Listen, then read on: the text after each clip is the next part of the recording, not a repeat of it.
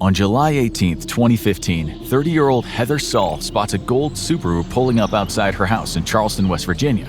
A man gets out of the car and calmly walks toward her front door. When she opens it, he pushes a handgun into her abdomen and gives her two choices: live or die. His hand clamps around her throat as if he's trying to crush her windpipe. His upper body strength is unbelievable. Her feet aren't even touching the ground as he pushes her up against the wall. Heather fights back, kicking out, screaming, trying to push him off. They end up in the kitchen where he warns her, "I'm going to call the shots and you are going to be quiet." Then she sees her chance. The garden rake that she'd used earlier to clean up outside. She grabs it and starts hitting him with it. And then he makes a mistake. He puts down the gun as he grapples with Heather. As he does that, she picks it up. She doesn't even think, just pulls the trigger. The man is lying on the kitchen floor when she runs out of the house and into an alleyway screaming at the top of her voice. A neighbor finds her and calls 911. At exactly 3:34 p.m., a dispatcher picks up the call. There's crying in the background as the neighbor tries to explain what's going on. The perpetrator is a white male. The victim has marks on her neck. Her hands are scratched. There's some blood on her. Dispatcher: was she able to injure him? Victim, still crying in the background: I grabbed his gun and shot him. Neighbor: yeah, she said she shot him. She says he's on the kitchen floor. The neighbor asks if she knows the man. No, Heather cries in the background. She keeps saying she's never done anything like this before. She had no choice. It wasn't her fault. She's a prostitute by profession. She never gets any favors from the authorities. The man was already dead by the time homicide detectives entered the house. Heather tells them the man contacted her through Backpage, a classified ads website where sex workers advertise their services. It looked like an attempted sexual assault, maybe attempted robbery, but Heather kept telling them it felt like more than that. It was as if he wanted to take her somewhere. He'd even told her to keep quiet because if he got caught for what he'd done already, he'd go to prison for a long time. The detectives didn't know what to think. But when they opened up the trunk of his Subaru, a world of very ugly possibilities presented themselves. They would later tell the media the contents were more than likely a kill kit. It was only a theory, but what they were looking at could be the tools of a man who murdered people and possibly dismembered them. If that were true, then he'd use the other tools to clean up forensic evidence and bury the bodies. It was speculation, but nothing about this added up. Why would a man who just attacked a woman be carrying clean socks and underwear, along with plastic trash bags, bleach, and other cleaning supplies? And that wasn't all. He also had a shovel, axes, a sledgehammer, handcuffs, knives, a machete, a gun, and a bulletproof vest. Perhaps the strangest item of them all was a rubber tub. Why would he need a tub? More speculation, but was that where he butchered his victims so as to not leave forensic evidence behind? Did he torture them in it and clean up any blood that was spilled? At some point, it stopped sounding like speculation. When the detectives dug deeper, they found a handwritten note in his pocket. It contained phone numbers and online contacts of women, all of them sex workers. 10 women in total. If any of them were discovered to be missing or even murdered, this case was going to explode. Over the last few years, there have been numerous reports of prostitutes going missing in certain parts of the U.S. In some cases, the bodies had been found, their limbs dismembered, wrapped in plastic, and buried or dumped. And in each case, detectives hadn't found any forensic evidence that led to a name. Women in Nevada, Illinois, New York, Oregon, Texas, Kentucky, and California all reported missing but not yet found. Maybe as many as a dozen in Ohio, some found dead, murdered, some still missing. Certainly in Ohio, there'd been talk of a serial killer. The authorities had tried to dampen the fears, but in doing that, they kept the public in the dark. But the people knew enough. A predator had been hunting women, and each time he'd chosen a certain type. The only question that needed asking in July 2015 was, does the USA have a new serial killer case on its hands? And had Heather Saul just taken him out of the game? The Charleston detectives contacted the FBI. The dead man wasn't known to them. His name was Neal Falls, 45 years old, but his record was clean. Well, almost. When detectives started looking into him, they found a disturbing connection to a series of murders that all fit the same MO. All the victims were Las Vegas prostitutes. All had been carefully dismembered. All of them had advertised their services online. But what stood out even more was that they'd all been buried or dumped by a man who, in the language of law enforcement, was forensically aware. If Neal Falls was the killer, he certainly had been close by. He lived in the Las Vegas Valley area when they had gone missing. But other than that, he lived the life of a ghost. No marriage, no kids. If he ever hitched his wagon, it didn't last long. Although he spent quite a few years in Vegas. Detectives knew he traveled a lot. His record might have been clean, but his name appeared in the database of around 20 states. They were all routine traffic stops. But the strange part is that some of the officers who pulled him over ran background checks. That is not standard. During a typical stop, that usually only happens if the officer has a reason to be suspicious. There had to be more to Falls than first appeared. Detectives began to map his movements over the past 2 decades, piecing together a trail. But the only concern right now was the women's names found on those notes in his car. Were they alive or missing? Or worse, had they been murdered? Detectives tracked each of them down. It wasn't difficult. They were all still working, still advertising online as escorts. So, if Heather hadn't killed Falls, what would he have done to those women? At the very least, based on Heather's experience, they would have likely been seriously assaulted. If she was right about what he had said, that getting caught meant a long prison sentence, then those 10 women might have ended up in the ground, in pieces. What about other women? U.S. law enforcement had long been criticized for how they handled missing prostitute cases. They rarely got the same attention as when a middle-class college woman vanished from a wealthy neighborhood. In criminology, the term "the less dead" is sometimes used. Poor people, prostitutes, drug addicts, the homeless. If they go missing or they're murdered, maybe the cops don't always give their case much attention. Less alive in life and less dead in death. They have fewer advocates and receive less media coverage. There's less public outrage and often fewer police resources are designated to them. That's what much of the public was saying about the prostitute murders in Ohio and Las Vegas. Detectives already knew that before Falls' sudden death, he'd worked as a security guard at Hoover Dam. The popular tourist spot is about 30 miles southeast of Las Vegas, a 20-minute drive from Henderson, where Falls had rented an apartment. During the years he was there, 4 sex workers went missing. 1 is still missing today. The others were all found in shallow graves or on the side of the road. Falls was now a suspect. Detectives investigated what he had done with his time in Nevada. They spoke to a woman he'd shared a house with. Falls was quiet, she said, but at least he always paid his rent on time. He didn't speak much, but one time he'd shown her his gun collection, 8 in total including an AR and a Beretta handgun. He worked at a tourist attraction, not a high-security prison. What did he need with all those weapons? Detectives knew he lived in Henderson from 2000 to 2008. After he took off, he moved around. He stopped in Eugene, Oregon, where again he kept to himself. His landlord said he barely ever saw him. Falls worked the graveyard shift. He didn't seem to have any friends. His only companion was a puppy, which the landlord said was often left alone in the house or locked in Falls' car. Falls seemed to enjoy being on the road. If there was anything strange, it was that as soon as he had moved in, he changed the deadbolt lock on the door. He told the landlord he had guns in his room because he was a security guard. But if he was quiet in person, he wasn't online. The media reported that Falls may have had an alter ego. It showed up on what was almost certainly his Facebook page, an account tied to the phone number he was using. He went by a persona called BJ Ross. Like some male predators trying to lure women or girls, Falls pretended to be female. That account may have been how he contacted them. There were only 3 friends on the account.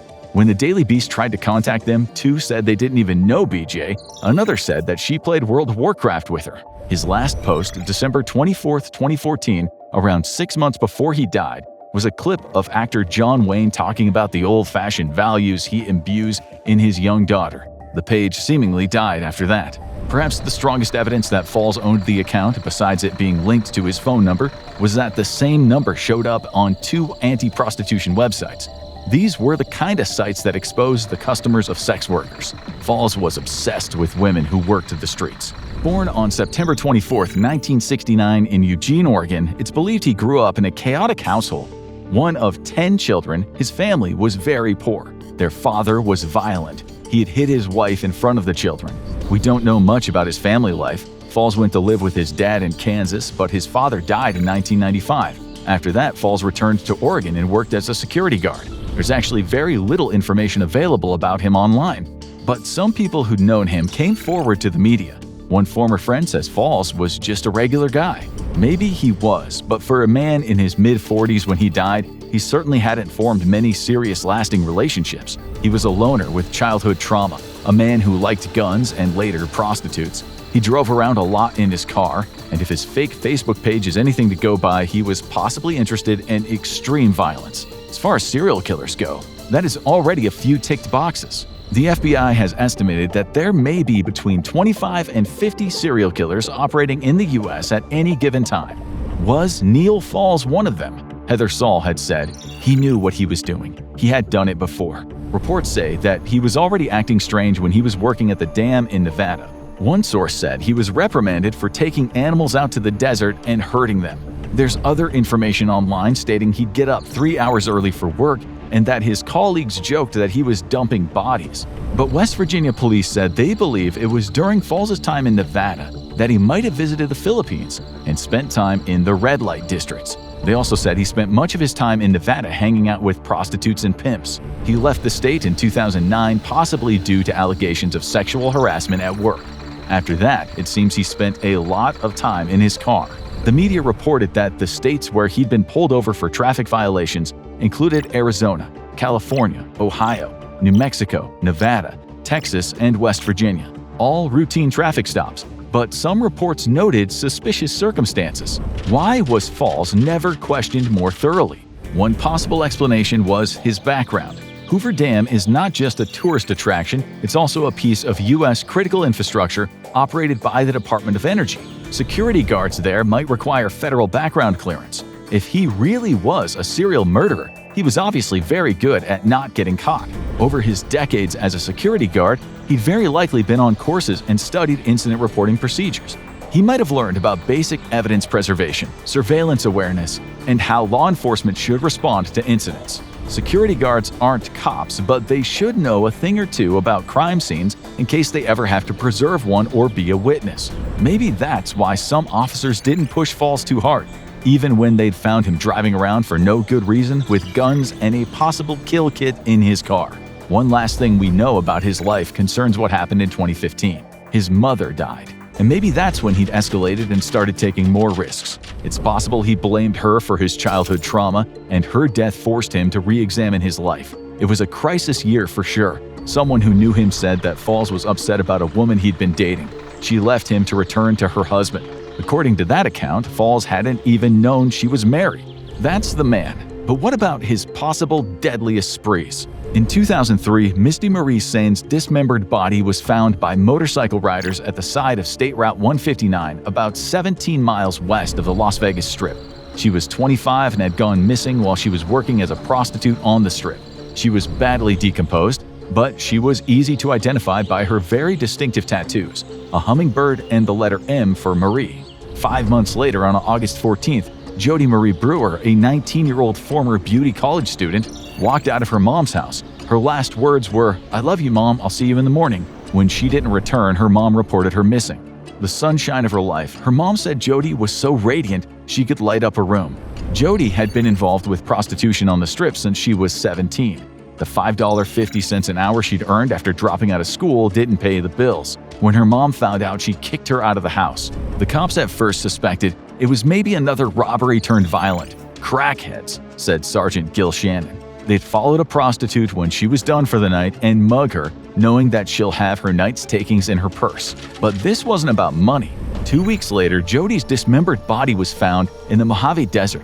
She was wrapped in cloth and plastic, just off Interstate 15 in San Bernardino County, California. The killer had probably used a surgical saw. Whoever had done it had been precise. And it certainly didn't look like the first body he butchered in his life. Jody's boyfriend said the night that she went missing, he dropped her off at the Harbor Island Club Apartments downtown. When he went to pick her up a few hours later, she wasn't there.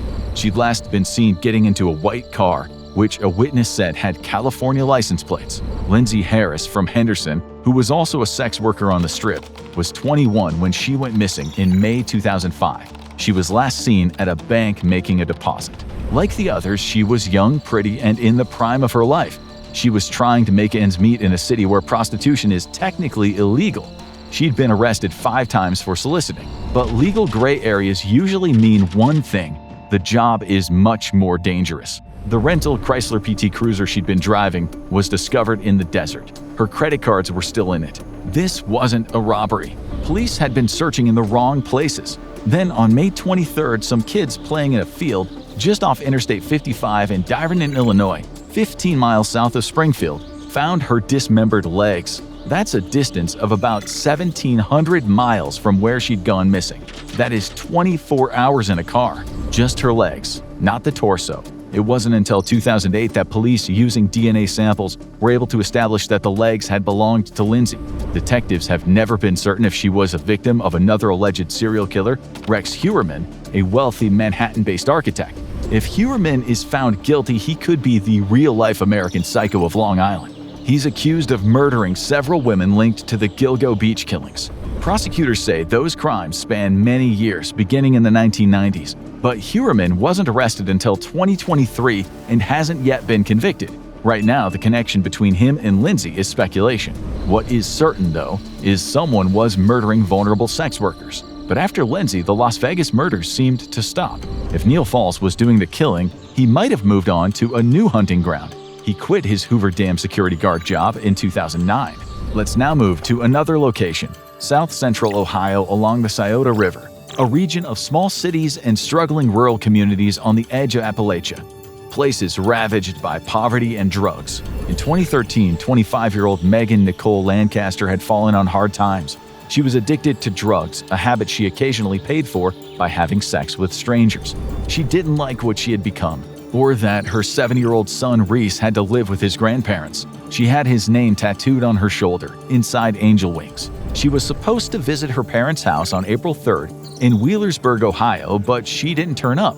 2 days later, her car was found parked outside a Rally's fast food restaurant. Her wallet was still in the front seat. Was Neal Falls in Ohio at this time? Yes, it's very possible. Even if he wasn't living there, he spent a lot of time driving. And he could have been there on July 21, 2013, when Holly Logan went missing from Columbus, about a 2-hour drive from Wheelersburg. Like Megan, Holly had children, but her life had become an endless cycle of scoring and getting high, and then finding money for the next hit. Both Holly and Megan had been working the streets when they disappeared, and it was the same for the next victim, Jamie Malin Bowen, just 22 years old. She'd actually known Holly. They were friends. Both were from Columbus. On April 10, 2014, Jamie, barely 5 feet and 110 pounds, was walking from her sister's place on her way to her mom's when she vanished. Drugs, selling her body. It was the same story all over again. Like the others, she had distinguishing marks. These girls all seemed to have reminders of broken romances or kids written on their bodies.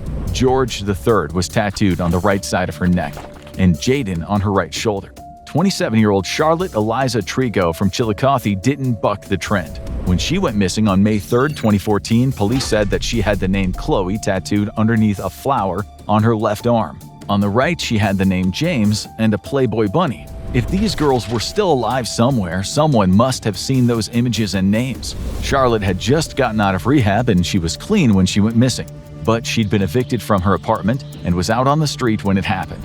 Her best friend, Tamika Lynch, also from Chillicothe, vanished nearly 2 weeks later. Her body was found 8 days later on a sandbar in Paint Creek. She was naked except for a pair of socks. The autopsy showed that she had drugs in her system. The cause of death unknown, but it was said she might have been dead before she hit the water. But when the body of Tiffany Sayer was found in June 2015, another Chillicothe girl into drugs, it was clear that she had been murdered. Her body was found by a couple out walking. She was wrapped in a white blanket and plastic, strapped together with duct tape and stuffed into a drainage pipe.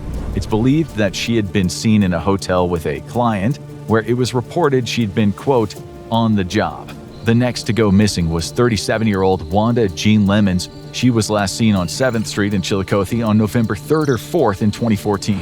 Like the others, it's believed she was heavily into drugs. She had texted her daughter and sent her a Facebook message and was never heard from again. One of her friends said she might have been heading to Texas with a truck driver named Darius or DeMarcus Thomas. But if she went, why didn't she message her daughter again or her mother? She'd always kept in touch in the past. And this wasn't over. There were other cases. Shasta Himmelrich, just 20 years old, was pregnant the last time her family saw her at their house in Chillicothe. It was Christmas Day 2014. It hadn't been a great year for Shasta.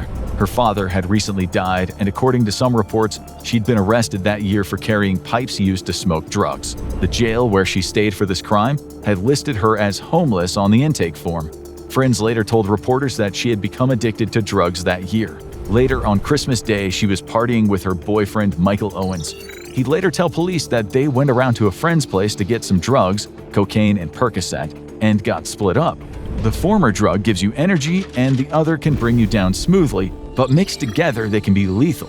So when Shasta's body was found in the Scioto River, police first assumed she had jumped in. Her family, her friends, no one believed it. They all claimed Shasta was excited and happy about becoming a mother. Her last Facebook message read, "I'm actually excited for Christmas this year. Not because it's Christmas, but because I'm really happy. I love my man and I'm so excited about us being pregnant." So, was she another murder victim of a serial killer? CCTV footage showed her in a gas station that night. Detectives investigated her boyfriend, Michael. It was clear in the messages they'd sent to each other that she had been angry at him for leaving her that night. The last message she sent to him was, "I'm sorry, loved you." Past tense. Was that an eternal farewell message? The evidence was clear. Michael hadn't killed her. He was innocent. Shasta's body was found in the river a week later. Her car had been left on a bridge in the middle of nowhere. It was out of gasoline, the battery dead, $40 inside, and the doors open. 2 cell phones were inside, as were a syringe with the needle broken off. There were blood smears on the headrest and the back of the driver's seat. Shasta's grandmother later claimed someone must have forced her to take those drugs and then pushed her into the river. One of her last messages said, "I've got to go, Granny, I'll be back." The cause of death was stated as drowning. The investigation ruled that she'd likely jumped in of her own accord. Her friends and family have energetically refuted this. 5 dead and missing women in Chillicothe, and similar cases in other nearby cities. Because then came another dead young woman. In July 2015, police arrested 37-year-old Jason McCrary. On first appearances, McCrary looked like he might have had a difficult life too. He had tattooed teardrops under his right eye, a name scrawled on his forehead, the word omerta across his lower neck, the Italian mafia word referring to the oath of silence that mafia members take. Tattoos don't make you a criminal, but McCrary had been charged with the murder of 38-year-old Timberly Clater. He too had a record. He'd once been convicted of having sexual relations with someone of a young age. Now he was charged with shooting Clater 3 times in the head, and he was convicted. He'd later claimed that he didn't get a fair trial. His lawyer said that he was there, but he didn't pull the trigger. They said that he'd paid Timberly to have sex with him in his car that night, but McCrary claimed his friend and partner in crime, Ernest Dollar Bill Moore, shot Timberly. Moore was no angel. He'd later be sentenced to 10 years for viciously torturing a man who had stolen drugs from him, burning, branding, and tasering. But he wasn't charged with killing Timberly. This is important. Was it possible that there wasn't a serial killer in Ohio? Was it a bunch of very violent men who had hurt vulnerable women in a region of abject poverty and constant struggle? On October 12, 2015, another woman was murdered. Another drug user, another mother, with a small child that she was in no state to take care of. Chillicothe resident Rebecca Cade was 31 when she was mistaken for a zombie Halloween decoration. Her beaten body was hanging from a fence that had caught her shirt while she was running from the attacker. She had died from blunt force trauma to the head and neck, her face savagely beaten with a rock. Police assured the public this had nothing to do with the other mysterious murders of the young women. They'd already had the suspect in jail, Donnie Koshiner Jr. Donnie was a man with mental health issues, another avid drug user. He would not live a long life either, but he was later acquitted of the murder. The case goes to show that women kept being killed after Neal Falls was dead. Rebecca died in October, Falls in July. But, and this is important, most of the missing women haven't been found. Had Falls killed at least some of the Ohio women, while some others died at the hands of someone else? Remember that Falls traveled to at least 15 states, maybe 20. These days, police have databases, so crossing state lines doesn't mean that you could start again and your crimes won't be connected. But there can still be linkage blindness. Moving around makes it harder to see patterns. Detectives even speculated that Falls might be the I-70 killer, the man who walked into stores in the Midwest in the 1990s and shot dead clerks. He might still be on the loose. In 2018, detectives tested Falls' DNA to see if it matched with the evidence in the I-70 case, but it wasn't him. So who had he murdered? Or had that kill kit in his car never been used? Unlikely. We know that in April 2015, Falls had done some training. He wanted to work in the private sector. He took a course in Oregon, but later moved to Texas. After that, he went to Charleston, West Virginia, where Heather shot him dead. Serial killers generally choose their victims from places they're familiar with. They might move around to evade detection, but they usually work in areas they know well. Chillicothe, where Falls had possibly committed some of his murders, is just a 2-hour drive from Charleston. Was Charleston his new hunting ground after Ohio? Had Nevada come before? In 2015, it was reported that police were investigating another of his possible murders in Las Vegas. In 2006, Jessie Foster was just 21 years old when she went missing. A former honor roll student and Bible camp attendee in scenic Kamloops, British Columbia, she and a friend went on a road trip to Florida. They stopped in Las Vegas, and like so many young women, Jessie was entranced by the bright lights, glitz, and glamour. Soon, she was living on a diet of drugs and desperation. She found herself getting arrested for solicitation. Police records show that she'd received beatings from toxic clients, and then she became the Las Vegas victim, the one whose body has never been found. Her parents believed that she wasn't just a murder victim. They claimed there was much more to Jessie's downfall. Jessie had met someone online. He had paid for her trip to Las Vegas, so her parents said that she'd been trafficked and had probably become someone's sex slave. They also believed after Jessie vanished, the investigation was handled poorly. She had become one of the less dead, but was she one of Falls' victims? Maybe. We assume serial killers need open space to hunt and conceal their crimes. But Dennis Nilsen never left home. He hunted the exact same forgotten victims, stuffed them under his own floorboards, and then brewed tea while they rotted beneath his feet. Click the video on your screen to see what a plumber put down his drains in London, and don't forget to subscribe for more true crime deep dives.